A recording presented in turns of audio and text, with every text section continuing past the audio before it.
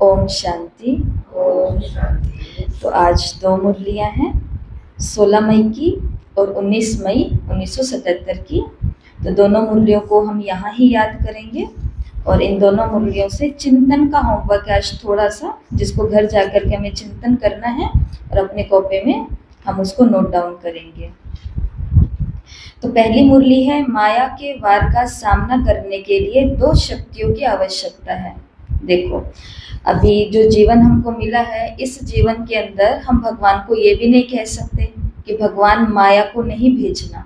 माया का मतलब परीक्षाएं, पेपर, विघ्न जो, और ये विघ्न, पेपर, परीक्षाएं जुड़ी किससे हुई है? 5 विकारों से, हमारे अपने संस्कारों से जो पुराने आसुरी संस्कार हैं, हमारे आसपास रहने वाले अपने संबंधों से, हमारे अपने ही शरीर से, हमारे अपने ही पैसे से, हमारे अपने ही नाम, शान और मान से। जो चीज़ें हमारी ही है, अभी तक हमने समझा विघ्न कहाँ से आएंगे? वहीं से आएंगे। जिस शहर में हम रह रहे हैं, कुछ होगा तो हमें इसी शहर के द्वारा ही होगा। दूसरे शहर वाला आकर के हमारा कुछ नहीं करने वाला है, तो वो कहाँ से होगा? जहाँ है, जिस स्कूल में पेपर है, परीक्षा वही स्कूल वाले लेंगे या दूसरे स्कूल वाले आकर के उस स्टूडेंट का पेपर लेंगे? पहले तो वही लेंगे ना। फिर बाद में कई पेपर ऐसे होते हैं जहाँ पर सभी मिले हुए होते हैं, सभी लोगों के साथ में कई चीज़ें होती है। स्टूडेंट्स के लिए डिसाइड करते हैं कि कौन कौन से प्रश्न पत्र के अंदर प्रश्न आने चाहिए। वो बड़ी बात है, आगे की बात है। बाबा ने मुरली के अंदर भी बोला कि बच्चे चलते चलते क्या खा लेते हैं? माया से हार खा लेते हैं, परंतु मजबूर हो जाते हैं, उदास हो जाते हैं, निराश हो जाते हैं, थक जाते हैं। तो बाबा ने बच्चों को बोला कि ये मंजिल जो है ना, ऊंची मंजिल है, और जितने भी विघ्न आ रहे हैं, ये विघ्न क्या है? साइड सीन है। विघ्न साइड सीन है। साइड सीन जो है, ये हमारी मंजिल नहीं है। मंजिल फिर भी हमारी बहुत ऊंची है। इन साइड सीन को क्रॉस करेंगे, उसके आगे हमारी मंजिल है। तो मुरली को इन 7 भागों में बांटा गया है। तो इस मुरली के अंदर पहली बात बाबा ने यहाँ बोली कि सभी, हर एक को अपनी पहली पहली स्टेज देखनी है, और पहली पहली स्टेज देख करके आपको ये स्नेह का अनुभव होगा कि हमने कितना त्याग किया, कितनी तपस्या की, कितनी लगन की अपने पुरुषार्थ को बढ़ाने की। ये जो मुरली का पहला पेज है ना, इस पहले पेज में बाबा बच्चों की केवल महिमा कर रहे हैं कि देखो, छोटे छोटे आपको छोटे बड़े परिचय मिलते रहे, और परिचय के साथ में आपने यथाशक्ति प्राप्ति के आधार पर अपनी पास्ट लाइफ और अपने प्रेजेंट जो बीके लाइफ है, ब्राह्मण लाइफ, दोनों में महान अंतर अनुभव किया होगा। क्या क्या अंतर अनुभव किया होगा? भटके हुए को सहारा दिखाई दिया, भटके हुए थे, सहारा दिखाई दिया, निश्चय बुद्धि बन गए, एक दो के सहयोगी बन गए, एक दो के अनुभवों के आधार पर मंजिल में आगे चल रहे हैं। खुशी मिली, शक्ति मिली, शांति मिली, सुख की अनुभूति हुई, जिसके आधार पर हमने लोक लाज की परवाह भी नहीं की। व्हाइट ड्रेस पहनने के लिए बोला गया, तो पहले पहले तो क्या लगा? हमें शौक लगा कि ये क्या है, व्हाइट ड्रेस। और जिस एरिया के अंदर हम रहते हैं, तो ये तो वो वाला स्टेट है राजस्थान, जहाँ पर सफ़ेद रंग तो वैसे पूरे भारत में नहीं है, परंतु फिर भी जहाँ पर लाल, पीला, केसरिया बहुत ज़्यादा है, जहाँ का पहनावा ही माताओं का ऐसा है, वहाँ की माताओं का अगर बोल दिया जाए कि सेवा के अंदर पर वाइट यूनिफॉर्म है, ये हमारी, ये आपको पहननी है। तो जब पहली पहली बार ये सुना, तो मन के अंदर क्या संकल्प आया था कि मैं तो नहीं, ये तो नहीं, लाइट रंग पहन लेंगे, ऐसा पहन लेंगे, वैसा, पर ये नहीं कर सकते। लेकिन आज हम वही हैं ना, आज हम वही हैं। जब मधुबन जाते हैं, सेवा केंद्रों पर आते हैं, तो बिल्कुल कैसे बन के आते हैं? वाइट बन करके आते हैं। तो बाबा ने कहा, लोक लाज की भी परवाह ना करते हुए अलौकिक जीवन के अनुभव में कदम आगे बढ़ाते जा रहे हैं, प्राप्ति के आगे सब कुछ छोड़ रहे हैं, त्याग कर रहे हैं, कोई सुध बुध नहीं रहती। बाप मिला, सब कुछ मिला, उस खुमारी, उस नशे में त्याग भी त्याग नहीं लगा, और याद और सेवा में तो तन, मन और धन से लग गए। पहला नशा, पहली खुशी, पहला उमंग, पहला उत्साह, कितना न्यारा और प्यारा अनुभव किया। तो बाबा कौन सी बातें याद करा रहे हैं? हमारी फर्स्ट स्टेज। तो अब हम अपनी रील शुरू करते हैं। सभी उसी समय में पहुंच जाओ जब आप पहली पहली बार सेवा केंद्र पर आए थे। दिख गया? अब बताओ क्या क्या अनुभव हुए थे। सबसे पहले हम सेवा केंद्र पर आए तो हमने देखा कि अच्छा ऐसा होता है ये जगह। जिस भी सेवा केंद्र पर आप गए थे कोर्स करने लेने के लिए, तो आप उस स्थान को देखो कि अच्छा ये सेवा केंद्र है। फिर आपके आगे वो दीदियां आई, वो बहनें आई, वो माता भी आई होगी जिसने कोर्स कराया। कहीं कहीं पर भाई कराते हैं तो वो भाई आया होगा सामने। तो हमें पता चला कि अच्छा ये है 7 दिन का कोर्स। सुनते जा रहे हैं तो पहला पहला स्थान का अनुभव नया था।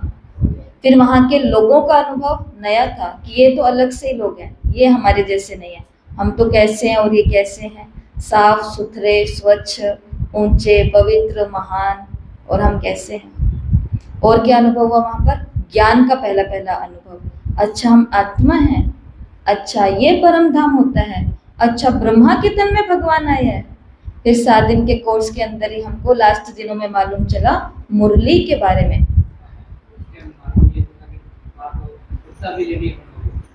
हाँ, उस समय ये मालूम चला एक नई बात। ये था हमारा एक और नया अनुभव कि हमें ये भी मालूम चला कि अच्छा सच में हम कुत्ता, बिल्ली, घोड़ा, गधा कुछ नहीं बनने वाले, हम इंसान इंसान ही बनने वाले हर जन्म में। ये था पहला अनुभव। और क्या था पहला अनुभव? हाँ, तो वो स्नेह, कि निस्वार्थ स्नेह भी कोई दे सकता है। ऐसा तो हमने दुनिया में कभी देखा ही नहीं था कि इनका प्यार तो एक माँ के प्यार से भी बढ़कर है ना, जो हमको समझती है, हमको समझाती है, ऐसा। तो ये था नया अनुभव कि ये लोग तो बड़े अलग ही हैं। इनके अंदर तो सिर्फ प्यार ही भरा हुआ है और कुछ है ही नहीं। याद है ना वो अनुभव? इनके अंदर कोई एक कमी नहीं है, इनके अंदर तो सिर्फ भगवान ने केवल प्यार ही प्यार भरा है, सेवा ही सेवा भरी है, त्याग ही त्याग भरा है। महान है ये लोग। और फिर हुई मुरली शुरू, समझो, फिर हुई मुरली शुरू। अच्छा उससे पहले एक और चीज हो जाती है कहीं कहीं पर, वो होती है टोली, कि हमें दीदियां क्या है टोली देती है, प्रसाद देती है। हमने पहली बार नाम सुना होता है टोली, तो वो हमें बताते हैं टोली है। और फिर वो टोली हमको रोज मिलनी शुरू हो जाती है। तो एक टोली का अनुभव हमारा पहला पहला अनुभव था, जब हमको अचंभा लगा कि अच्छा प्रसाद मेरे को मिला है। और फिर जब हमको ये मालूम पड़ा कि ये दीदियां खुद बनाती है, तो हमको और भी ज्यादा उसकी वैल्यू पता चल गई। फिर हमारी मुरली के अंदर भी अच्छा ये मुरली, अच्छा भगवान ने इस शरीर में आके तब ये बोला, किसने लिखा? अच्छा मम्मा ने लिखा, दादियों ने लिखा, वो लिखा वो हमारे तक रोज माउंट आबू से सप्ते की पोस्ट आ रही है। कमाल है, कमाल है, ये पर्चे सीधे माउंट आबू से आते हैं, कमाल। ये था नया अनुभव। फिर उसके अंदर मीठे बच्चे सुनना, खारे खारे को क्या सुनाई दिया कि तुम क्या हो? मीठे हो, मीठे बच्चे। और क्या अनुभव दिखाई दिया कि फिर हमें सेवा केंद्र पर और भाई बहनें दिखाई दिए। अब ये भाई बहनें तो हमारे जैसे गृहस्थी थे, लेकिन ये भी हमारे जैसे नहीं, ये तो खुद ही देवता है धरती के। ये लोग काम भी कर रहे हैं, व्यापार भी कर रहे हैं, अपना पढ़ाई लिखाई भी कर रहे हैं, अपने बच्चों को घर गृहस्थ में संभाल भी रही है माताएं। लेकिन फिर भी ये तो देवियां हैं, श्वेत वस्त्रधारी देवता हैं। सब देवी और देवता ही दिखे वहां पर। फिर हमें ब्रह्मा भोजन का पहला पहला अनुभव हुआ कि ये सुबह सुबह अमृत वेले बनता है। फिर हमें दान का मालूम पड़ा कि यहाँ पर दान भी करना होता है, और हमारा किया हुआ दान कहाँ जाता है, किस उद्देश्य से जाता है, वो धीरे धीरे हमें पता चला। फिर हमें चीजों का मालूम पड़ा। और हमारा क्या अनुभव था? फिर किसी दिन बहन जी ने बोल दिया सेवा करोगे? हमने कहा हाँ हाँ दीदी आप जो कहो वो करूंगी। तो उन्होंने बोला ठीक है, वो झाड़ू पड़ी है, झाड़ू उठाओ। उस दिन हमारा नशा क्या था? उस दिन नशा कि बाबा के घर का मैं झाड़ू निकाल रही हूँ, मुझे सेवा मिली, मुझे सेवा मिली। एक दिन अचानक ही फिर हमारा, और हमने नया अनुभव क्या किया, नई स्टेज हमने पहली एक और अनुभव की। वो था किसी दिन दीदी ने ऐसे ही बोल दिया, बहनों ने ऐसे ही बोल दिया कि क्या करोगे घर बैठ कर के, हम गांव जा रहे हैं सेवा के लिए, हमारे साथ चल लो। हम वहां जा रहे हैं, हमारे साथ चल लो, हम वहां जा रहे हैं, चल लो।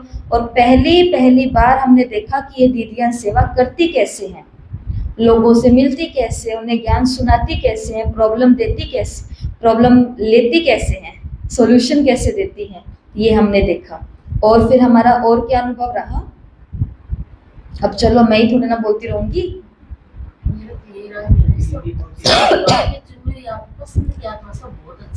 सब आत्मा में रहते हैं। हाँ, सब यहाँ पर आत्मा ही समझते हैं। यहाँ पे शरीर तो किसी को किसी के दिखते ही नहीं है, सब आत्मा ही होती है यहाँ पर। और फिर और क्या नया अनुभव था? हाँ, किसी दिन दीदी ने बोला कि हम भी उधर आ रहे हैं। हमने कहा दीदी वहाँ ही हमारा घर है, तो उन्होंने बोला ठीक है आज आपके घर भी आऊंगी। तो हमारा पहला पहला ये अनुभव था, खुशी का ठिकाना ही नहीं रहा उस दिन, जिस दिन बहनों का पहला कदम हमारे घर में पड़ा। हमको तो समझ ही नहीं आ रहा था कि इनको बिठाएं कहाँ पर, क्या करें इनके लिए। पहले पहले ये अनुभव है, क्या खिलाएं इनको।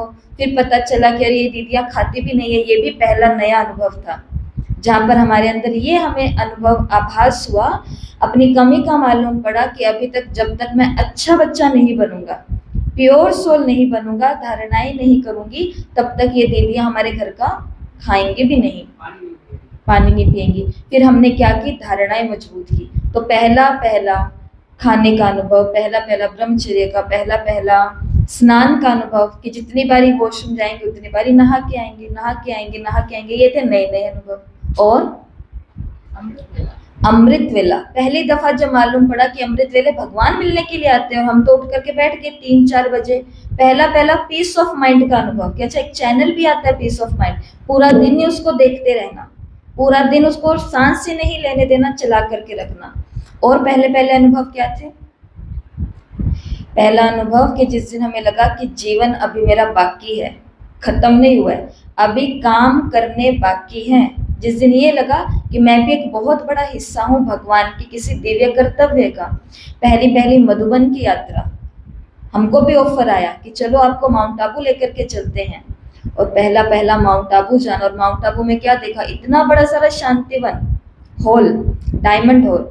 4 धाम की यात्रा, यहाँ बाबा का कमरा था, यहाँ बाबा लिखते थे, यहाँ बाबा क्लास कराते थे, यहाँ बाबा का शरीर अंतिम संस्कार हुआ, यहाँ सब कुछ हुआ। यहाँ देखते गए और अचंभा लगता गया। ये थी बाबा की पहाड़ी, ये था वो पेड़, ये था वो मम्मा का अंगूर की बेल है ही नहीं वहां पर, लेकिन कहानियां सुन सुन करके हमने उस फूलों की बेल को भी आज तक क्या बना के रखा है, ये बेल मम्मा ने लगाई। वो वहां पे अब तो लिखना ही पड़ा उनको कि मम्मा की लगाई हुई अंगूर की बेल नहीं है।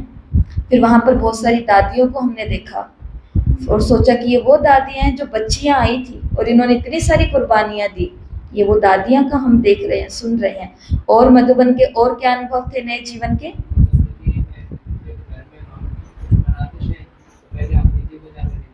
हाँ, तो ये भी चीजें, पहला ऑफर करना, हमारे पहले बड़े वो हैं। ऐसे करते करते हाँ, लेकिन साइलेंस, मधुबन की व्यवस्था, पहली बार मधुबन की व्यवस्था देखी कि इतनी भीड़, इतनी शांति से भी कोई काम कर सकती है। मधुबन के भाई बहनों का मैनेजमेंट देखा, उनकी हड्डी सेवा देखी, सफाई देखी मधुबन की पहली बार। उन सफाइयों को देख करके हमें अपने घरों की सफाई भी याद आ गई कि हमें भी ऐसे रखना है अपना घर। मधुबन का ट्रांसपोर्ट देखा, ये बसें हमारे बाबा की है इतनी सारी, हमारा अलग से एक स्टेशन, ये स्पॉट भी बना हुआ है जहाँ पे अलग से हम केवल बीके ही उतरेंगे बस के अंदर। ये सभी चीजें थी अचंभा करने वाली, इनके अंदर हमको बहुत अचंभा आता था। और फिर एक अचंभा हमको ये भी मिला कि अव्यक्त वाणियां भी पढ़ाई है कोई, कि हम ही देवता थे। ऐसे बहुत सारी चीजें थी फर्स्ट स्टेज वाली। लेकिन चलते चलते चलते फिर और भी स्टेज हमने नई नई देखी, और वो क्या थी कि हमने उन दीदियों के अंदर कमियां भी देखी, हमने उन भाई बहनों के अंदर विकार भी देखे कि यहाँ पर भी ऐसा ही होता है, यहाँ पर भी ऐसे ही लोग हैं, यहाँ पर भी यही बातें हैं, यहाँ पर भी पैसा लिया जाता है, यहाँ पर भी सेवा में आगे पीछे किया जाता है, यहाँ पर भी मन मोजी सारा काम चलता है, यहाँ पर भी ऐसे है, यहाँ पर भी ऐसे है, यहाँ पर भी ऐसे है। मुरली सुन ली तो सुन ली, नहीं तो फोन पर सुन लेंगे, टीवी पर सुन लेंगे। मधुबन साल में एक बार चले गए तो चले गए, नहीं तो मधुबन जाके भी अपना टाइम वेस्ट कर देंगे। सभी बातें कहाँ पर आ गई हमारी धीरे धीरे। जो अमृत वेला कभी हमको बहुत अचंभे के साथ जाग रहे थे, वही अमृत वेला झुक के ही खा रहे हैं। जिस मधुबन में सिर्फ हम ये देखते रहते थे बाबा, सब जगह बाबा बाबा, सब जगह बाबा ही बाबा है, वहां बाबा के अलावा आज हमको सब कुछ दिख रहा है। कहाँ भागूं, कहाँ से सब्जी उठा लूं, कहाँ से ब्रेड उठा लूं, कहाँ से क्या उठा लूं, कहाँ से क्या उठा लूं, पैरों पे है ही नहीं लगाम, इससे मिल लूं, उससे मिल लूं, किससे मिलना है। अभी हम जाकर के आए मधुबन, तो सभी की डिमांड थी कि हमें भाई जी से मिलना है, सूरज भाई जी से। तो हम गए ज्ञान सरोवर, ठीक है, उनसे टाइम लिया, तो रिसेप्शन के अंदर मैं एक बड़े भाई जी बैठे थे, उनसे पूछने के लगे कि हमें तो ये भी नहीं पता कि उनका वो मतलब रहते कहाँ पर है, ये भी तो मालूम नहीं, 12 साल हो गए हैं पर ये भी मालूम नहीं है कि कभी प्रयत्न ही नहीं किया इन चीज़ों के लिए कि वो कहाँ पर है। तो वो आगे से उन भाई जी ने बोला कि इन चीज़ों में क्या है। तो मैंने कहा भाई जी, दर्शन हो जाते हैं सभी को, उन सभी को खुशी मिलती है, और हमारे भाई बहनों को खुशी मिले उसमें बहनों को खुशी मिल जाती है। तो ऐसे बहुत सारी चीज़ें हैं कि हम बहुत हाई पर्सनैलिटीज जो हैं बाबा के यज्ञ की, उनको मिलने की इच्छा रखते हैं। ये गलत नहीं है, दर्शन कर करके शायद हमारे पाप खत्म हो जाए, लेकिन फिर भी अगला एफर्ट हमारा यही होना चाहिए कि अब काम 5 दिन यहाँ करने के आए हैं, वो वाला काम तो कर लें, ये काम तो कभी और भी हो जाएंगे अगर होने चाहे तो चलते चलते माया के वार क्या होने लगे, खतरनाक होने लगे। इस रास्ते के अंदर हमको साइड सीन ज्यादा दिखने लगे। पहले दिख रही थी केवल मंजिल, परम धाम पहुंचना है, सत्युग में देवता बनना है, मेरे को भी देवता बनना है। अब हमको सेवा में भी खोट, ज्ञान में भी खोट, धारणाओं में भी खोट, दीदियों में भी खोट, भाई बहनों में भी खोट, व्यवस्थाओं में भी खोट, सब जगह हमें साइड सीन और साइड सीन ही दिख रहे हैं। गुड थिंग्स दिख नहीं रही है, बैड बैड ज्यादा दिख रहा है। नशे की हर चीज कहाँ आ चुकी है, नीचे। जो सेवा, जो दीदियां पहले बोल दे कि ये सेवा करोगे, वो सुन करके हमारे पैर जमीन पर नहीं रहते थे, और आज अगर वो बोलते ये सेवा आपको करनी है, तो हम गायब होने की कोशिश करते हैं, बहाने लगाने की कोशिश करते हैं। मुरली में बाबा ने, इसी मुरली में, किस मुरली में बात की है, दूसरी मुरली में बात की है कि बहाने बनाते हैं, बेरुख हो जाते हैं, कुछ ना कुछ युक्तियां रचते हैं। अब देखो, हम यही हैं जो पहले कुछ और थे, अभी कुछ और हैं। पहले कुछ और देख रहे थे, अभी कुछ और देख रहे थे। किसके आधार पर हो रहा है ये जो महान परिवर्तन हुआ है, सब कमियां देखने का, ये किस आधार पर हुआ है, माया के वार के आधार पर हुआ है। इसलिए आज की मुरली में बाबा ने भी पहले पन्ने में हमें हमारी फर्स्ट स्टेज याद करवाई कि कितने बंधनों को छोड़ करके आए हो, कितनी लोक लाज त्याग करके आए हो, कितना त्याग करके फिर आपको ये भाग्य प्राप्त हुआ है। तो फिर भी माया का वार हो जाता है। 2 कारण है इसके। तो बाबा ने कहा वो 2 कारण कौन से हैं? एक तो सामना करने की शक्ति की कमी है, और दूसरी है परखने और निर्णय करने की शक्ति की कमी, कि मुसीबत आ रही है तो मुसीबत का सामना भी करना है, और उसी मुसीबत के अंदर हम उस मुसीबत को परख करके राइट निर्णय भी लेना है। तो बाबा ने कहा 2 बातें आती है।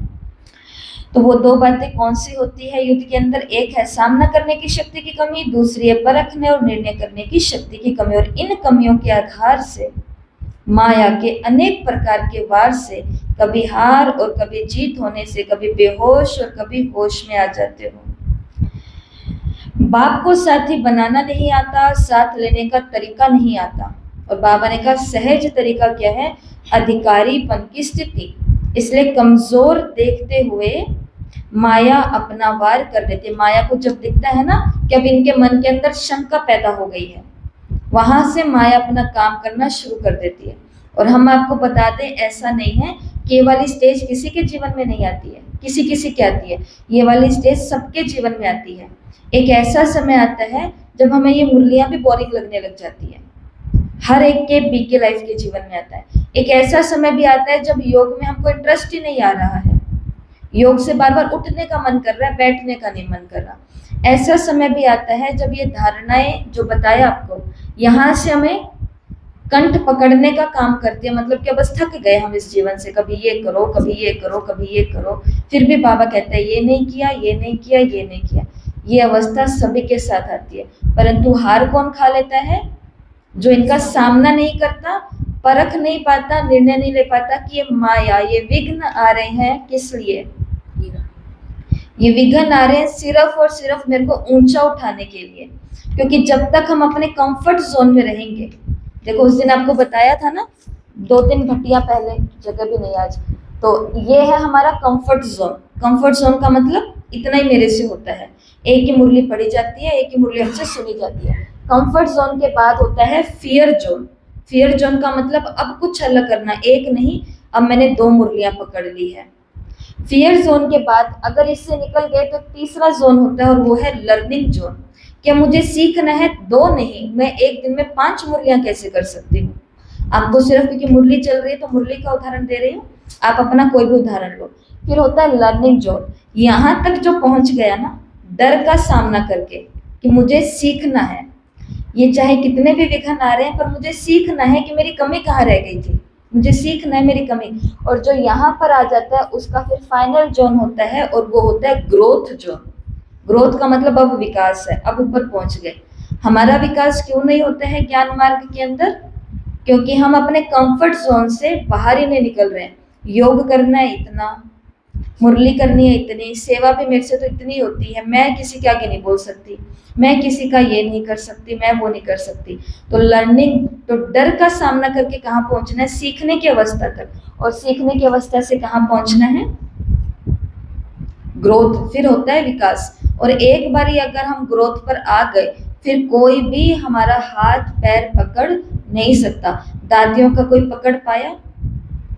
कोई नहीं पकड़ पाया, क्योंकि उन्होंने अपने कंफर्ट जोन से बाहर निकाल लिया खुद को। बाबा ने एक मुरली के अंदर बोला टीचर्स को, कल की मुरली थी टेस्ट वाली, उस मुरली के अंदर बाबा ने टीचर्स को बोला कि तुम खुद को फीमेल तो नहीं समझती, क्योंकि खुद को फीमेल समझोगी तो ना किसी को लेसन दे पाएंगे, ना किसी के पास जाकर के प्रोग्राम ले पाएंगे, ना किसी गांव में जा पाएंगे, ना किसी ग्रुप को उठा करके मधुबन लेकर के जा सकेंगे, क्योंकि मैं तो एक फीमेल हूँ। मैं कैसे इनकी जिम्मेवारी ले सकती हूँ? मैं कैसे किसी को ये बोल सकती हूँ? मैं कैसे वहां जा सकती हूँ? बाबा ने कहा तुम मेल नहीं, तुम फीमेल नहीं, तुम क्या हो? आत्मा। और आत्मा भी कैसी आत्मा हो? शक्तिशाली आत्मा हो, विष्णु चतुर्भुज हो। दोनों काम तुमको करने हैं एक को। तो ये है। और सहज तरीका क्या? अधिकारी बनेगा। तो ये 2 है, 2 बातें आती हैं बीच में जो हमारी कमियां हैं चैलेंज के रूप में। फिर उसके बाद में एक छोटी सी गलती है, हाँ, स्मॉल मिस्टेक, एक छोटी सी गलती होती है। वो छोटी सी गलती यही है कि श्रीमत के अंदर मनमत मिक्स कर लेते हैं। ये जो नशे उतरते हैं ना, ये ऐसे उतरते हैं, बाबा सब बता रहे हैं। फर्स्ट स्टेज से हम कैसे डाउनफॉल के अंदर आते हैं, छोटी सी गलती करते हैं, श्रीमत के अंदर मनमत मिक्स कर लेते हैं। और वो भी किस कारण से होती है? अलबेलेपन और आलस्य के कारण से। कर लेंगे, हो जाएगा, देख लेंगे। और बाबा ने कहा अनेक प्रकार से फिर माया आपके पीछे आकर्षित हो जाती है, क्योंकि माया को दिख गया, चूही को दिख गया रास्ता साफ है, तो वो अंदर आएगी ना, और अंदर आके कहाँ कहाँ वो जाएगी और क्या क्या होगा। तो इसलिए 3 बातें। फिर उसके बाद में बाबा ने साइट सीन की बात करी कि साइट सीन जो ये हैं ऐसे व्यर्थ संकल्पों के चक्कर में आ जाते हैं, लेकिन ये सब बातें साइट सीन अर्थात रास्ते के नज़ारे हैं, ये मंजिल नहीं है। इसको पार करना है, ना कि मंजिल समझ के यहीं पर ही रुक जाना है। ऊंची मंजिल पर पहुंचने के पहले आंधी तूफान तो लगते हैं। स्टीमर जो जहाज है हमारा, उसको क्या लगेंगे? तूफान। सीधा जहाज पहुंचे ऐसा तो हमेशा संभव नहीं है, तो इस जहाज को क्या लगेंगे? आंधी तूफान लगते हैं। तो उसको पार करके जाने के लिए बीच भंवर में क्रॉस करना ही पड़ता है। समुद्र के बीच में से जाना तो पड़ेगा ना, ऊपर से उड़ के तो जहाज नहीं चला जाएगा। जिस मार्ग को हमने चूज किया है ये मार्ग भी ऐसा है। सब प्रकार से माया करेगी काम अपना, लेकिन बाबा ने कितना अच्छा कहा कि जो पेपर आ रहे हैं ना, साइड सीन है। बस के अंदर, गाड़ी के अंदर जा रहे, इधर से पेड़ दिखा, इधर दुकानें दिखी, इधर कॉलेज दिखा, इधर हॉस्पिटल दिखा, रुकते हैं क्या कहीं पे? देखते जाते और अपने शहर की तरफ जाते जाते हैं। ये मंजिल नहीं है। तो बाबा ने कहा इस जहाज को तूफान तो लगेंगे, लेकिन देखना किसको है? सी फादर और फॉलो फादर। देखना है सिर्फ और सिर्फ बाप को, और फॉलो करना है सिर्फ और सिर्फ बाप को। रास्ते चलते कोई व्यक्ति या वैभव का आधार नहीं बना लो। जो आधार स्वयं ही विनाशी है वो आपको अविनाशी प्राप्ति कैसे करा सकता है? इसलिए एक बल एक भरोसा। तो लोगों को आधार कौन बनाते? हमें तो बाबा मिला था, और हमें तो हमारी दीदी मिली थी। बाबा और दीदियों के अलावा हमारा किसी और से ताल्लुक था? लेकिन फिर हम किसको अपना आधार बना लेते हैं?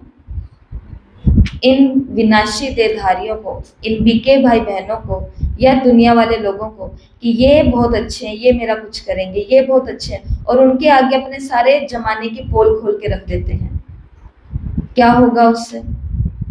इतनी बातें अगर भगवान के साथ कर लेते तो खत्म ही हो जाती वो बातें, जितनी बातें हम एक दूसरे को आधार बन के। बाबा ने ये बात ही मुरली में बोली कि जब आधार ही विनाशी बनाया है तो जहाज तो बीच भंवर के अंदर अटकेगा ही ना। इसलिए बाबा ने कहा ये पाठ पक्का कर लो कि मंजिल को सदा समीप अनुभव करो। और अब बाबा ने बहुत सुंदर बात करी लास्ट में कि जो तूफान आ रहे हैं ये क्या है, गुड साइन है। गुड साइन का मतलब शुभ संकेत है, शुभ संकेत है कि काम चालू है, पहुंचने वाले हैं। अब सुनो, बाबा ने बहुत अच्छा पहरा यहाँ पर बाबा ने हमें दिया है।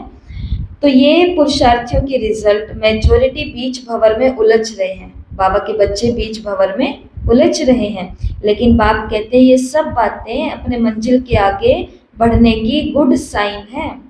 जैसे विनाश को गुड साइंस कल्याणकारी कहते हो ना, तो ये परीक्षाएं भी परिपक्व करने का आधार है। मार्ग क्रॉस कर आगे बढ़ रहे हैं तो ये निशानी है। जैसे बिजली की हलचल पसंद नहीं है ना, एक रस स्थिति पसंद है, ऐसे बाप दादा को भी बच्चों की एक रस स्थिति पसंद है। बिजली जगबुझ जगबुझ हो तो किसी को अच्छा लगेगा? कहेंगे या तो बंद कर दो या फिर कुछ कर दो, इसका सही कर दो। बाबा ने कहा बाबा को भी हमारी ये जगबुझ वाली अवस्था पसंद नहीं है। कभी तो कहते हैं आहा बाबा आज तो अमृत वेले आनंद आ गया, और कभी बाबा ये आपने अमृत वेला 4 बजे का क्यों रखा, 5 बजे का रख देते अमृत वेला। ऐसे भी कहते हैं कई कि अमृत वेला 5 बजे का होता तो मैं कभी भी मिस ना करता।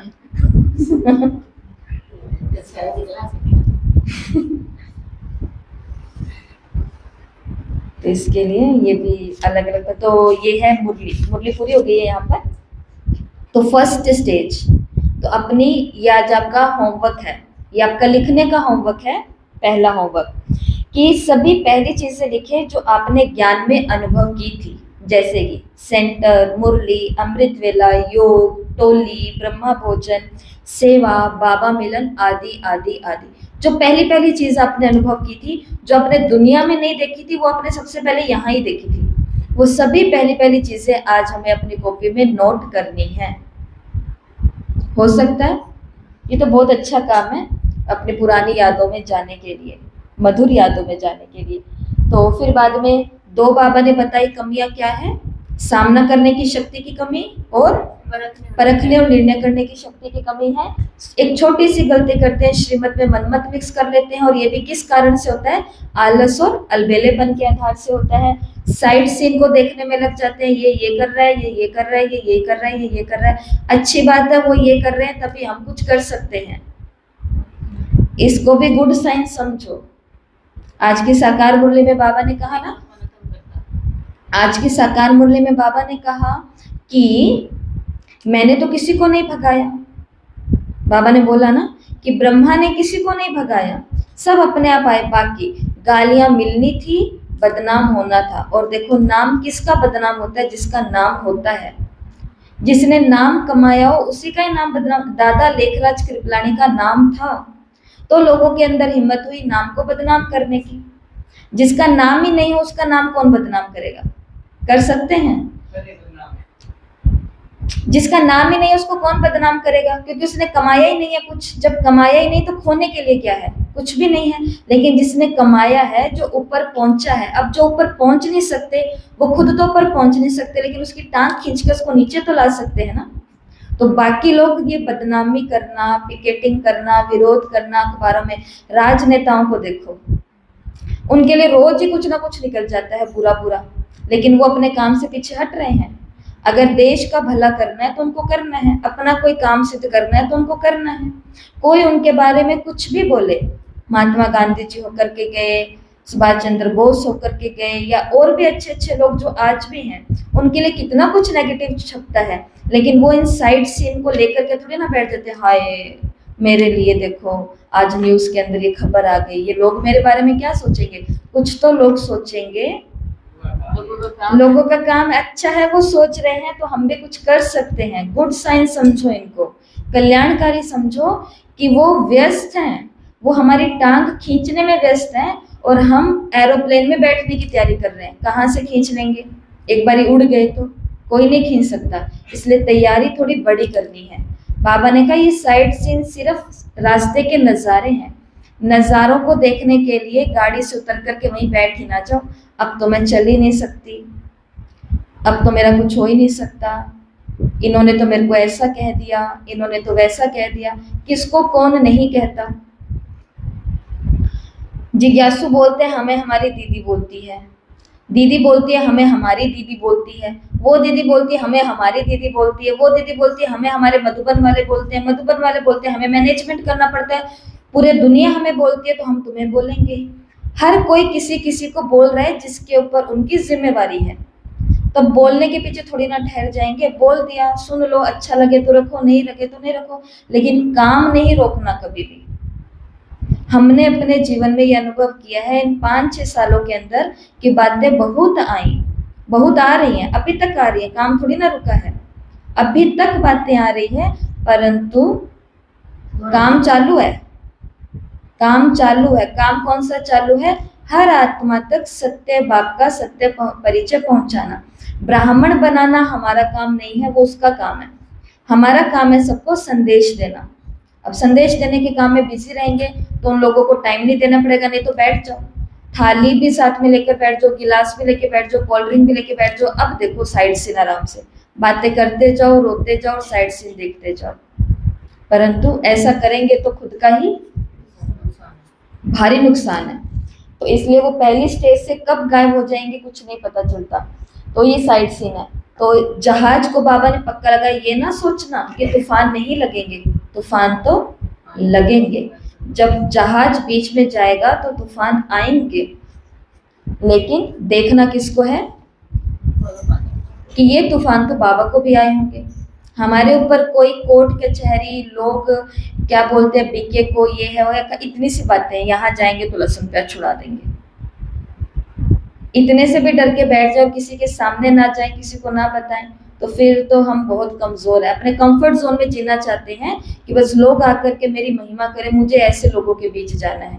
ऐसे लोग तो फिर 5 लोगों के साथ बैठे रहो, वो 5 लोग केवल आपकी क्या करते रहेंगे, महिमा ही करते रहेंगे। हाँ, दादियों के तो आपको पता है ना, हापुड़ के अंदर क्या हुआ, ऐसे बहुत सब जगह हुआ। सब्जी वालों को कह दिया कि अगर इनको सब्जी दे दी, बेच दी, तो तुम्हारा हमारे समाज में से खत्म खेल, ये आर्य समाज। और उसके बाद में पानी बंद, बिजली बंद, सब कुछ बंद। ऐसी कंडीशन के अंदर दादियां अपने घरों में, अब इनके घर तो अच्छे अच्छे थे ना, मामा चाचा काका ये वो सब रिश्तेदार थे, जा सकती थी, परंतु इनको पता था जहाज पर बैठे तो तूफान लगेंगे, हमारे बाबा को भी लगे थे। अब जिस एक बात में हमेशा याद रखना चाहिए हम सभी को कि जिस रास्ते पर चल गए ना, रास्ते पर चल गया, अब पीछे मुड़ के नहीं देखना, अब सिर्फ कहाँ देखना है, आगे देखना है। काम हो गया खराब, हो गया, अच्छा क्या हो सकता है उसका प्रबंध रचो। काम एक आत्मा के साथ खराब हुआ है, 100 आत्माओं के पास पहुंचो जहां पर काम अच्छा होगा, लेकिन उतनी तो जिम्मेवारी मेरी होनी चाहिए। और वो कब होगी, जब बाबा को देखेंगे और बाबा को ही फॉलो करेंगे। इस कंडीशन में बाबा ने क्या किया, और लास्ट में क्या है, गुड साइन, कि सब कल्याण के लिए हो रहा है, सब कल्याण के लिए हो रहा है, सब कल्याण के लिए हो रहा है, सब कल्याण के लिए हो रहा है। तो पहली मुरली यहाँ पूरी होती है, अगली मुरली तो छोटी थी ना, बड़ी तो नहीं है, छोटी सी है। अगली मुरली है 19/5/77 की। तो इस मुरली का टाइटल, सबसे पहले टाइटल हम देखेंगे, आत्मज्ञान और परमात्मा ज्ञान में अंतर क्या है। तो बाबा ने कहा एक होता है समझना और एक होता है स्वरूप में लाना। 2 शब्द हिंदी डिक्शनरी के हैं, सुनने में एक जैसे लगते हैं परंतु है अलग अलग। एक है अनुभव और एक है अनुभवी मूर्त। दोनों में क्या अंतर है, एक है अनुभव और एक है अनुभवी मूर्त।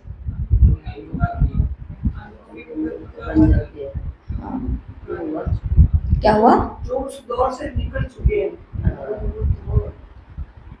जो अनुभव की खान बन चुके हैं, जो उसका स्वरूप बन चुके हैं, वो तो कोई नाउन को कोई ये बनाने के लिए, कोई संज्ञा को कोई विशेषण बनाने के लिए क्या करना होता है, उसके साथ में मूर्त शब्द लगता है, स्वरूप शब्द लगता है। जैसे सुख ये एक संज्ञा है, लेकिन सुख स्वरूप ये एक विशेषण या विशेषता हो गई है कि मैं कौन हूँ, सुख स्वरूप आत्मा हूँ। सुख एक चीज है और अब उस चीज को मैंने पहन लिया है, धारण कर लिया है, तो अब मैं वैसी ही हो चुकी हूँ। मैं सुखी होगी, स्वरूप होगी, तो दूसरे को भी अब मैं सिर्फ सुख ही दे सकती हूँ क्योंकि मैं वही हो चुकी हूँ। पानी सिर्फ शीतलता ही दे सकता है क्योंकि वो शीतल ही है। पानी के अंदर आप ठोस, जैसे नमक है, ठोस चीज है, ठोस नमक को, ठोस चीनी को भी डालेंगे तो वो भी पानी के अंदर क्या हो जाएंगी, तरल हो जाएंगी ना, क्योंकि वो स्वरूप है पानी। इसी प्रकार से आज की मुरली के, इस मुरली के अंदर बाबा ने बोला है कि एक है समझना और एक है स्वरूप बन जाना। बाबा के ज्ञान को समझना, ये है आत्म ज्ञान, और बाबा के ज्ञान का स्वरूप बन जाना कि अब मैं ऐसी हो चुकी हूँ, अब मेरे अंदर ऑप्शन नहीं है, मैं दुख भी दूंगी, मैं सुख भी दूंगी, नहीं, अब मैं सिर्फ सुख ही दे सकती हूँ। मैं ज्ञान की बातें सुनाऊंगी कुछ को, और कुछ को मैं अज्ञान की फालतू बातें सुनाऊंगी, नहीं। स्वरूप आत्मा जो होगी वो सिर्फ एक ही होगी सबके लिए, एक है, एक के हैं, एक में ही है, ऐसा। तो ये बाबा ने श्रेष्ठता बताई कि इस श्रेष्ठ जीवन की व श्रेष्ठ नॉलेज की श्रेष्ठता है अनुभव करना। अनुभव करना ही इस जीवन का श्रेष्ठता है, परम लक्ष्य है। ज्ञान सुनते जाना, सुनते जाना, सुनते जाना किसी काम का नहीं है। सेवा करते जाना, सेवा करते करते जाना सिर्फ काम का तो है, लेकिन सिर्फ यही नहीं है जब तक हमने उसको अनुभव में नहीं लाया। ठीक है, तो श्रेष्ठता क्या है, इस जीवन को अनुभव में लाना। उसके बाद में दूसरी बात बाबा ने कही चढ़ती कला के बारे में। परमात्मा ज्ञान हर बात का अनुभव कराते हुए चढ़ती कला की ओर लेकर के जाता है। तो अपने आप से पूछो कि ज्ञान की हर बात अनुभव में लाई है, तो परमात्मा ज्ञान की हर एक बात आत्मा को नीचे नहीं गिराती, आत्मा को ऊंचा उठाती है। तो परमात्मा ज्ञान क्या करता है, आत्मा को चढ़ती कला में लेकर के जाता है, नॉलेजफुल बनाता है। किसी भी ज्ञान की पॉइंट में पावरफुल नहीं हो, नॉलेजफुल नहीं हो, तो बाबा ने कहा उससे अनुभवी मूर्त कैसे कहेंगे, तो अनुभवी मूर्त वो जिसको ज्ञान भी सारा पता हो, जो ऐसे ना कहे मुझे तो पता नहीं कि बाबा ने ये क्यों कहा, पता नहीं तो पता करो क्यों कहा।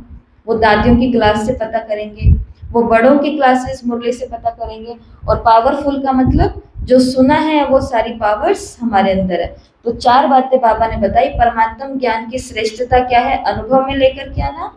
परमात्मा ज्ञान चढ़ती कला में लेके जाता है। परमात्मा ज्ञान हमें नॉलेजफुल और पावरफुल बनाता है, ये अनुभव हमारे अंदर होना चाहिए। परमात्मा ज्ञान किसी भी धोखे से, हाँ, किसी भी धोखे से, दुख दुविधा से हमें परे करने वाला है।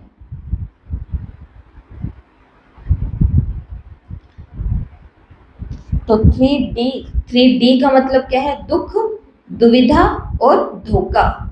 दुख, दुविधा और धोखा।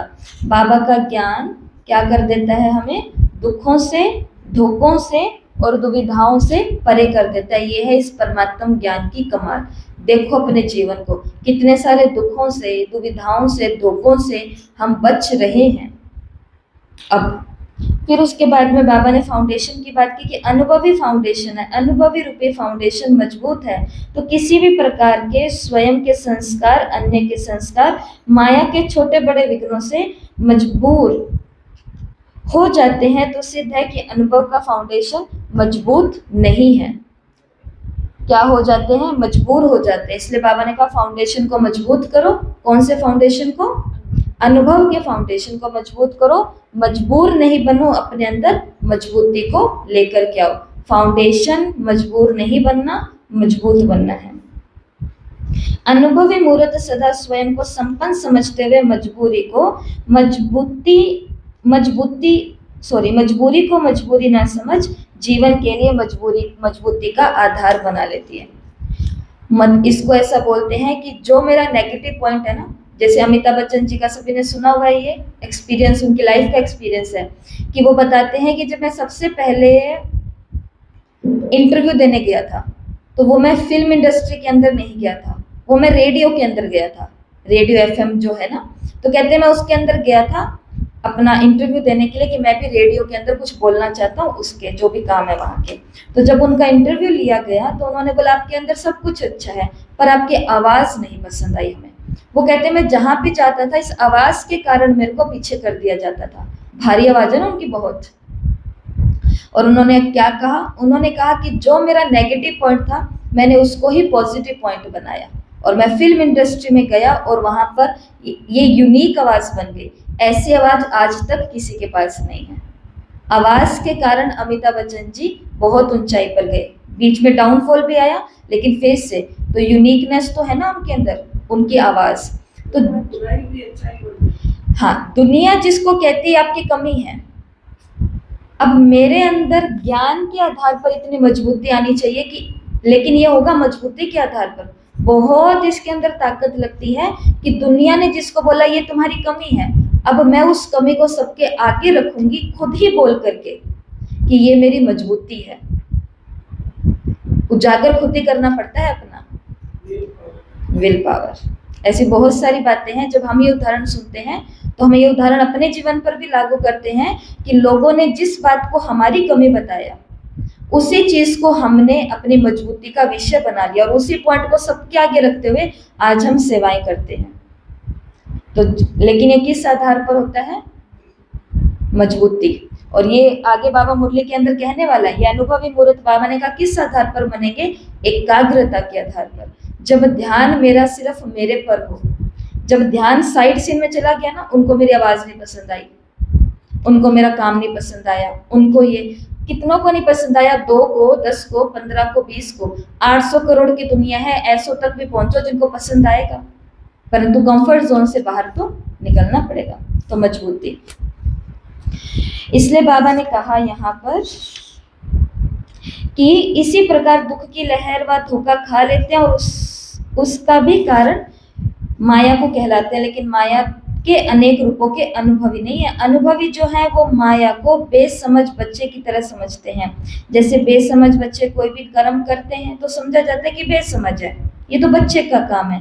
इसी प्रकार अनुभवी अर्थात बुजुर्ग के आगे छोटे बच्चे खेल करते हैं, तो ये भी माया की लीला है। ये भी क्या है? माया की लीला है। तो ये जो बातें आती है ना, इनको क्या समझो, ये छोटे बच्चे खेल खेल रहे हैं। बच्चा है कोई बात नहीं, बच्चा है कोई बात नहीं, किसी ने गाली दे दी कोई बात नहीं, किसी ने इंसल्ट कर दी कोई बात नहीं, किसी ने धोखा दे दिया कोई बात नहीं, किसी ने रास्ते बंद कर दिए कोई बात नहीं, किसी ने कहा हम आपके साथ हैं लेकिन हमको उन्होंने नहीं दिया जब हमको साथ चाहिए था। तो बाबा ने कहा तुम बुजुर्ग बन जाओ, तुम बड़े बन जाओ और माया के इन छोटे छोटे रूपों की अनुभवी मूर्त बनो कि ये माया आ रही है अलग अलग रूपों से मेरा एनर्जी खींचने के लिए। तो ये लीला, तो माया के खेल को क्या अनुभव करो? लीला। माया लगते इतनी बड़ी सारी, अब क्या होगा? मरने के अलावा कोई समाधान नहीं है, लेकिन बाबा ने बोला उसकी लीला को देखो, थोड़े ही टाइम के अंदर वो गायब होने वाली है। ठीक है, तो माया ये देखो बाबा ने इधर क्या बोला, माया के अनेक प्रकार की लीला को अनुभवी मूर्त बच्चे अनुभवी मूर्त आत्माएं बच्चों का खेल अनुभव करेंगे और दूसरे माया के छोटे से विघ्नों को पहाड़ समान समझेंगे। और दूसरी तरफ कई बच्चे ऐसे हैं जो क्या करते हैं, छोटे से विघ्न को बहुत बड़ा पहाड़ समझ लेंगे और सदा यही संकल्प करेंगे, माया बड़ी बलवान है, माया को जीतना बड़ा मुश्किल है, मेरे पास तो आज माया आ गई। बाबा कहते हैं माया के लिए गेट किसने खोला? क्या आत्मज्ञान और परमात्म ज्ञान से हम अनुभवी नहीं बने कि माया आती कहाँ से है? तो क्यों हम ऐसी चीजों में जाते हैं? पहले खुद एक बहन का फोन आया, उन्होंने बोला कि दीदी पहले मैं खुद कोई आर्टिकल पढ़ लेती हूँ और बाद में मैं खुद ही गलाने में चली जाती हूँ कि मैं भी तो ऐसी हूँ, मैं भी तो फिर उनको बोला, एक बारी उसने मेरे को कहा, 2 बारी कहा, 3 बारी कहा, एक दिन तो मैंने भी फिर उनको बोल दिया भी। मैंने बोला कि जब तुमको पता है कि ये पढ़ने से मेरा ये हाल होता है तो तुम वहां पर उस साइट पर जाती क्यों ये पढ़ने के लिए समाचार? जब पंगे खुद लेंगे तो भुगतो। इसके लिए ऐसे चीजों पर, ये हमारा टीवी से, फिल्मों से, और क्या है, ये नेगेटिव न्यूज से, या एंटी पार्टी है, या और क्या होते हैं, कौन जी गया, कौन मर गया, कौन भाग गया, कौन आ गया, किस सेंटर पर क्या, ये सभी पचड़ों में जाओगे फिर तो कहोगे माया बड़ी बलवान है, माया को जीतना बड़ा मुश्किल है, क्योंकि दरवाजे मैं ही खोल के आई हूँ, मैं जाती हूँ खोलने के लिए। अब तो इसलिए बाबा ने कहा ऐसी आत्माएं बाप दादा के शब्दों को लेंगी, भाव को नहीं समझेंगी। बाबा के शब्द तो ले लिए कि तुम मास्टर माया जीतो, तुम माया जीतो, लेकिन भाव को नहीं लिया कि माया जीत बनने का मतलब क्या होता है, कि माया को दूर से परख लेना, छोटी चींटी समझ करके उसको भगा देना। तो किसको आधार बनाना है? हाँ, आधार तो बाबा को बनाना है। अनुभव का आधार नहीं होगा, लेकिन शब्दों को आधार बना लेते हैं। तो बाप दादा भी फिर आगे से बोल देते हैं कि माया को जितना तुम्हारे बस की बात नहीं है, माया को जितना मासी का घर नहीं है। तो बाबा ने कैसे ऐसे शब्दों को अपना आधार बनाए चलने से आधार कमजोर होने के कारण बार बार कम डगमग होते हैं। इसलिए शब्दों को आधार नहीं बनाओ। किसी ने कह दिया ये क्या आप मुरली कराते हो, कुछ नहीं समझ में आता, अब क्या करें, छोड़ दे मुरली कराना, क्या करें, क्या है इसका समाधान? किसी ने मेरे को बोल दिया कि क्या आप कर रहे हो, ये तो पहले से ही हो रहा है, आपने ये क्यों शुरू करके रखा है, तो अब क्या करूं मैं? अच्छा लगता है, मेरी उन्नति हो रही है, मेरे को महसूस हो रहा है। जब हमने क्लासेस शुरू की, अब तो किसी के ही नहीं आते हैं, लेकिन जब शुरू करते हैं तो जहाज को थोड़ा सा तूफान तो लगता है ना हर नई चीज में। तो तब रोज ही कमेंट्स आते रहते थे कि बिल्कुल ही कॉपी कर लिया, बिल्कुल, और वो गलत भी नहीं कहते थे। मैं तो हमेशा बोलती हूँ वो बेचारे सही कहते हैं जिन्होंने कहा कॉपी कर लिया, क्योंकि जब हमने क्लासेस शुरू की थी ना 70 की मुरली से, मैं भी उन क्लासेस को सुनती हूँ तो वो डिट्टो भाई जी की कॉपी ही है, एक शब्द इधर से उधर नहीं। लेकिन मेरे को थोड़ी सी उदासी आ गई जब मैंने सुना कि अरे ऐसे कैसा, मुझे किसी ने बोल दिया कि आपने तो डिट्टो कॉपी कर लिया। हर दिन कमेंट आ जाता था कोई अलग नाम से, कोई नया, कभी कोई बहन का, कभी किसी भाई का। तो मैंने कहा कि अब क्या है, ये तो कॉपी कहते रहते हैं, अच्छा तो नहीं लग रहा। लेकिन फिर बाद में मैं आपको कह रही हूँ ना कि अपने नेगेटिव पॉइंट को पॉजिटिव कैसे बनाओ, तो मैंने फिर इसको पॉजिटिव बाबा के साथ बैठ कर कैसे बनाया कि ये बात तो सही कह रहे कि मैंने कॉपी की, लेकिन बुद्धि तुम्हारी कमाल है, तुमने इतने बड़े भाई, इतने बुद्धिमान भाई की सारी बातें कॉपी करके याद करके सुना कैसे ली। ये जो कमेंट कर रहे हैं या ये जो भी बोलते हैं ये हमारे अपने ही हैं, है ना। अब इन सभी को हम बोले, सबको बोले कि आप करके दिखाओ कॉपी करना आसान है ये पॉइंट भी याद नहीं रहते हैं। और हमारी सच में आप 70 की क्लासेस सुनेंगे ना, मेरे को खुद को ये अचंभा है कि उसके अंदर सच में डिट्टो की डिट्टो सब चीजें कॉपी है। मतलब उदाहरण तो हमको याद रहते हैं ना, वो तो कोई भी कॉपी करके सुना सकता है, लेकिन एक एक बात जो है कहाँ है, की कहाँ है, क्या कहाँ है, क्यों कहाँ है। तो फिर मैंने इस नेगेटिव पॉइंट को पॉजिटिव बनाया कि दिमाग तो है अच्छा, बुद्धि तो अच्छी है, और मैंने कॉपी किसको किया। फिर मैंने दूसरा पॉइंट ये उठाया कि खुशबू, तुमने कॉपी किसी ऐरे गहरे नथु खैरे को तो नहीं किया, कॉपी तुमने भगवान के अनन्य बच्चे को किया है जो कुछ अच्छा काम कर रहे हैं। और अच्छे को काम करने वाले को तो नकुली कहा जाता है। नकुल तो बनना है, नकल करने वाला बनना ही है। लेकिन किसी लोग देखा देखी नकल कर लेते, वो भी तो मुरली क्लास में नहीं जाते, हम भी नहीं जाएंगे। ऐसी नकल से तो ये नकल अच्छी है। और फिर बाद में हमने नवीनता की, उनकी भी आशाओं को पूरा करना था, क्योंकि वो भी एक बाबा की तरफ से साइन था, गुड साइन था वो भी। तो फिर अगली भट्टियों में 71 की भट्टियों में हमने ये चेंज किया कि भाई जी की टेक्निक्स उठाई और एक्सपीरियंस अपने डाले, ज्ञान का चिंतन अपना डाला, ये हुआ। और आगे पिछली जो 78 की भट्टी चली है, देखो महान लोगों को कॉपी करते करते हम भी महान बन जाते। ये मैंने इन 8 महीने हो गए इन भट्टियों को चलते हुए, मैंने अनुभव किया कि मैंने कभी नहीं सोचा था कि मैं भी ऐसा करा सकती हूँ। और 78 की मुरलियाँ बिना किसी के सपोर्ट के, क्योंकि 78 की मुरलियाँ मोबाइल में है ही नहीं उनकी अपलोड की हुई, तो वो तो मुझे ही करानी थी, मैं छोड़ नहीं सकती थी। तो अब कैसे कराएं, तो वो खुद के चिंतन से, खुद के टेक्निक से करवाई। कराते कराते हम भी उनके जैसा बन जाते हैं। तो बाबा को कॉपी करते करते क्या हम बाप जैसा नहीं बन सकते? लेकिन बीच में बातें बहुत आएंगी। तो आधार केवल किसको बनाना? बाप को। कि अब ये कह रहे हैं नेगेटिव, पॉजिटिव भी कुछ होगा निकालो, अपने काम को नहीं रोक सकते, क्योंकि उस काम। और फिर हमने ये सोचा, चिंतन किया आपस में, तो हमने ये सोचा कि हमारी क्लास के अंदर हम महान परिवर्तन देख रहे थे कि व्यर्थ में जाने वालों की बुद्धि समर्थ कामों में लग रही है, वो बिजी हो रहे हैं, होमवर्क, टेस्ट, ये वो सब चीज़ों के अंदर। तो फिर जहाँ पर मेरा और मेरी क्लास का फायदा हो रहा है, तो वो काम भले कितनी भी जगह क्यों नहीं चल रहे, हम तो करेंगे। तो ये है अपने जहाज को मझधार से बाहर लेकर के आना, समझे? तो आधार किसको बनाना? बाप को। शब्दों को आधार नहीं बनाना कि लोग मेरे लिए कैसे शब्द बोलते हैं। लोग दो प्रकार के शब्द बोलेंगे, या अच्छे या बुरे। हमको कौन से रखने वो हमारी मर्जी है। उनके पास दो ही तरीके, जैसे दुनिया में लोग बोलते नहीं है, ये तो काला है, ये तो काली है, तो आगे से क्या बोलते हैं? देखो दो ही तो रंग बोलते हैं, एक काला और एक और। कृष्ण जी भी तो काले थे, ऐसा बोल के कर देते ना सेटिंग कि दो ही तो रंग है, और रंग हरा पीला नीला कहाँ से लेकर के आए, तो दो में से एक तो होगा। तो या तो कोई अच्छे शब्द बोलेगा या बुरे शब्द बोलेगा, अब एक ही काम होगा ना। और सदा किसके साथ रहना है? अपने बाप के साथ रहने वाले अनुभवी आत्माएं, मरे हुए, ये इधर क्या बोला बाबा ने? महावीर को महावीर नहीं समझा, लेकिन मरे हुए मुर्दे समझे। अक्षोणी सेना की बात यहाँ पर बाबा ने की, ये भी यहाँ पर लिखा हुआ है, यहाँ नहीं लिखा हुआ, यही है अक्षोणी सेना, यही है कि सदा बाप के साथ का। तो बाबा ने इधर क्या बोला कि अक्षोणी सेना सामने होते हुए भी, गायन है यादगार में, कि अक्षोणी सेना सामने होते हुए भी, बड़े बड़े महावीर सामने होते हुए भी, पांडवों को किस बात का नशा था? कि हमारे साथ कौन है। नशा सिर्फ इसी बात का था।